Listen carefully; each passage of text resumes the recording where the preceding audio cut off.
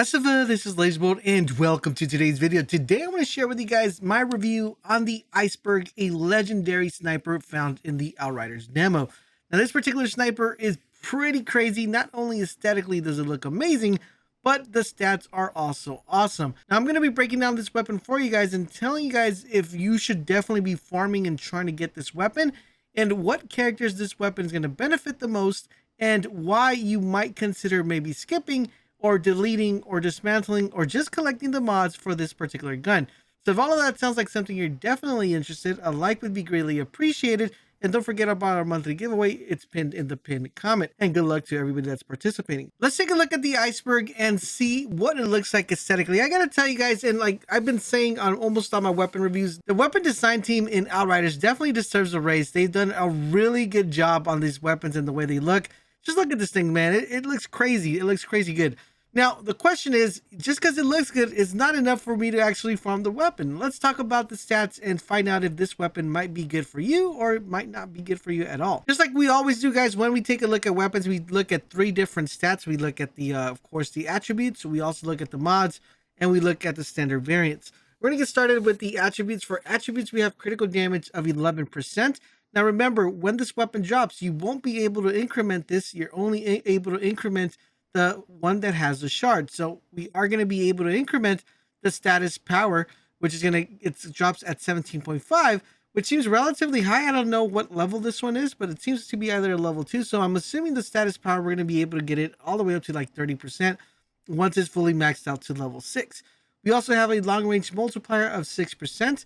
Now remember, the higher level we're able to get this weapon, the better attributes we're going to be getting. So just do keep that in mind, because if you're farming now, these might not be like the default standard attributes. Now, of course, the one thing that makes this weapon stand out, of course, it's its mod. And its main primary mod is called Winter's Blast.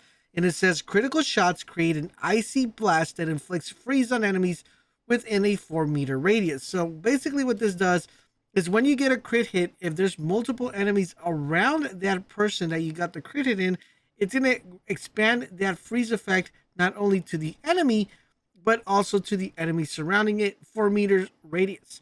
Now it also comes with the Icebreaker, which is a level 2 mod, which says killing shots against frozen enemies make them explode and deal 229 damage. Now for the standard variant, guys, we have the following. This is a single firing gun because it is a bolt action rifle. It comes with a clip of 5 rounds per minute, 75 damage, 114. Reload speed is 2.2. I wish it was a little bit lower, but we could kind of tinker that a little bit when it comes to messing things around within our skills. It comes with a critical multiplier of 200.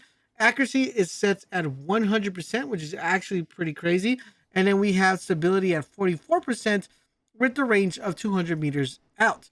Now, what do I think about these mods? So particularly this mod in general, the Winter Blast, we haven't been able to kind of test this fully because I'm pretty much one-shotting everything that I'm using. As you guys will see in the gameplay that I'm showing you right now, every time I get a headshot, it's pretty much a kill. So when that crit's not proccing, because it seems like I'm doing way more damage to the enemies, and it's not allowing me to get that crit hit and also cause the effect of the Winter's Blast to go. Now, if there were higher level enemies, this would be very effective. So this gun seems to be very good, especially if you plan on playing as a group of a team.